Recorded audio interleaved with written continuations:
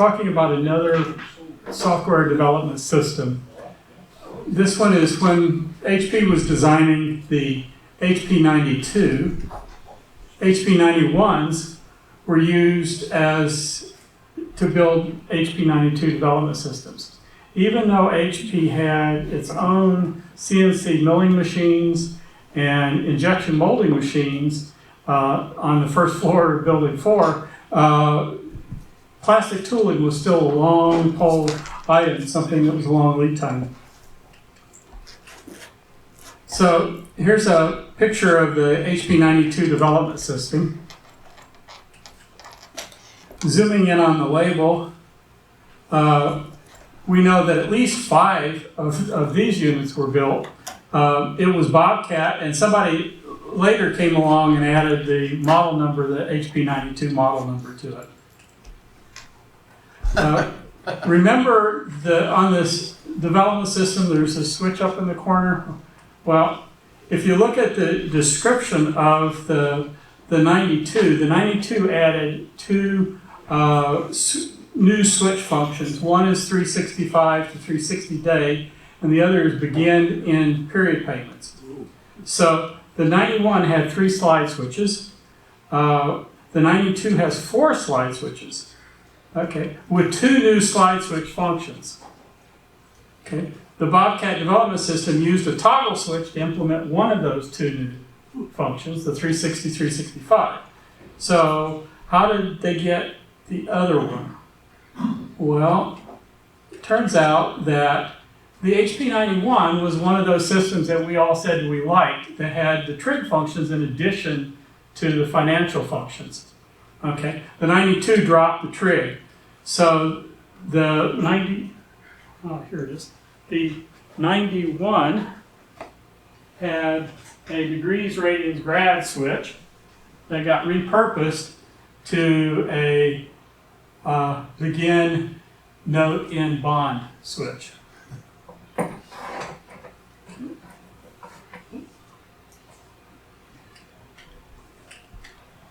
Okay, the Bobcat, this is a close-up of the Bobcat development system keyboard and display.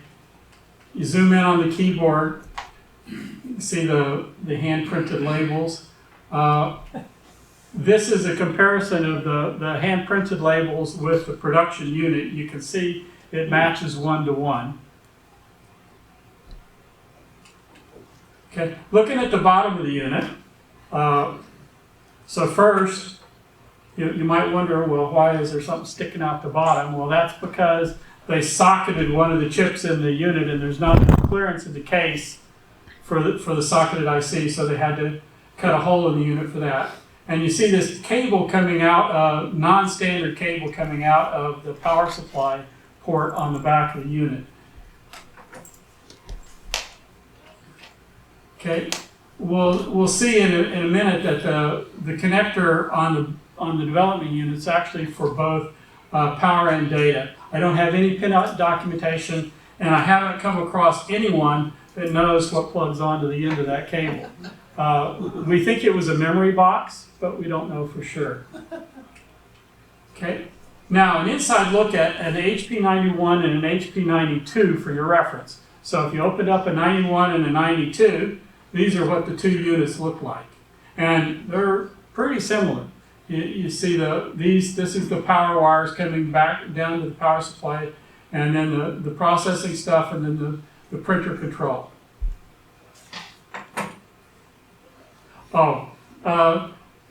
Fun fact that I wasn't aware of, that I'm sure a lot of the people in the room are, is that people that repair these desktop units, it's common practice to put a sticky note inside the unit to say what the repair was.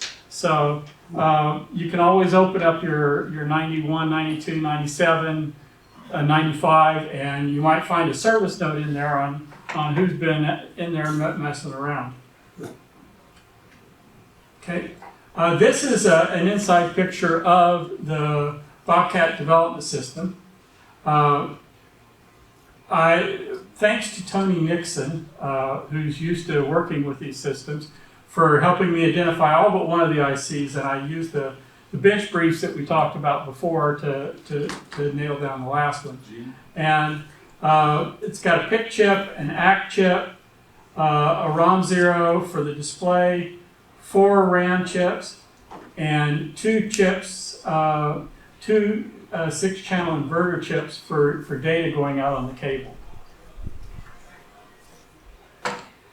That part number on that ROM 0 for the display, according to my notes, is the ROM and anode driver for a 25. So I think they probably have configured this so it's only being used as the anode driver, would be my guess.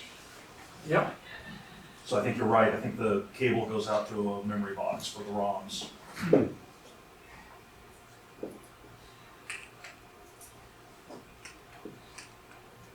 Okay, skip that. So if you look at the Bobcat development system, which is behaving sort of like a 92, and compare it to a 92, yeah, okay, sort of looks a little bit like it. It's still got this and the power supply and whatnot.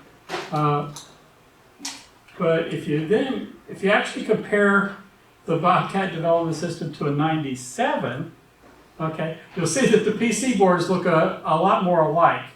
And again, I couldn't track down all the information on this, but in talking with some folks, Tony included, turns out that the 97 was available in production at the time that they were doing the 92 development. So it was around, and if you look at these PC boards, they look very similar. And on the 97, they have to run the data up to the card reader. And so on this one, they're running data up to the port. So they probably leveraged the HP-97 system design.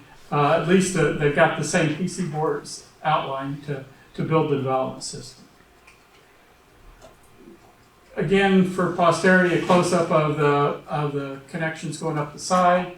Now, bad news is not only do we not know what's on the other side of that connector, but the one chip is labeled bad in handwriting, and so that's not a good sign. And in talking with Tony, he wasn't real positive about being able to find a replacement for that PIC part. So that's it. Oh. I told you I was going to get it in 15 minutes. I had a question, Chuck. Yes. There was a 97S that was available with a BCD board. I don't know if that is the same or similar to what It's not. So on the 97S, the PC board, at least on later 97Ss, was modified to have a dip socket, or not a socket, but a dip footprint that a dip plug with the cable went to an external box, and there was not a connector in that path that could be user unplugged. The box then had a user connector for the interface. Yeah. But what they did on that is they just brought the ACT, which is the processor. They just brought its bus out there along with a couple of lines from the keyboard scanning, and so the external box had a whole lot of logic in it that basically knew how to extract data from the ACT bus on the output side and inject keystrokes. And so the 97 firmware was not changed. The 97 brain didn't even know that it was doing anything special. On that, if you look at the photograph, it has those CMOS buffers at the connector interface. And I guess they on the 97S, they must have realized that, okay, we've got a limited cable length to this box, and we have enough margin that we can actually run those MOS signals all the way out to this box. In this, having those buffers indicates that they were sufficiently concerned that they buffered the bus so that this external memory box they plugged in wouldn't wouldn't disturb it. And But did the 97S have to have additional instructions, essentially reading? no, it was didn't have on the any. keyboard. Yeah, it didn't have any extra instructions. On the input side, it used the keyboard. On the output side, it used the flags, and then captured the actual numeric data that was being Into a register? Or where from data that was coming in went to where? keystrokes. Flags. In the, I saw it, it was connected to a scale. And now for something And completely different. the 97 was able to read from that scale the This is what information, because it was a BCD Yeah. interface, and then use that in the program. So it was treated as if somebody typed the number. Yes, Yes. it was actually quite clever that they did all of that without having to change the 97 That's firmware. amazing. And I mean, that was clearly a decision that was driven by, you know, we not only don't want to develop new firmware for this, but we don't want to, even though it wasn't, in those days, getting a PMOS chip made was not too expensive. I mean, the 97S, I'm sure, had to be a relatively low volume product, and so they wouldn't have even wanted to pay the NRE for new ROMs for that. So, if they had put in new microcode that was tailored for that, then they probably would have needed less logic in that box, but the logic was really cheap. Even though it was a lot of, TTL ICs, there was nothing expensive in the box. There was one chip that's believed to be a bipolar PROM, and everything else in it was just ordinary TTL or maybe CMOS logic, but just inexpensive, very inexpensive parts.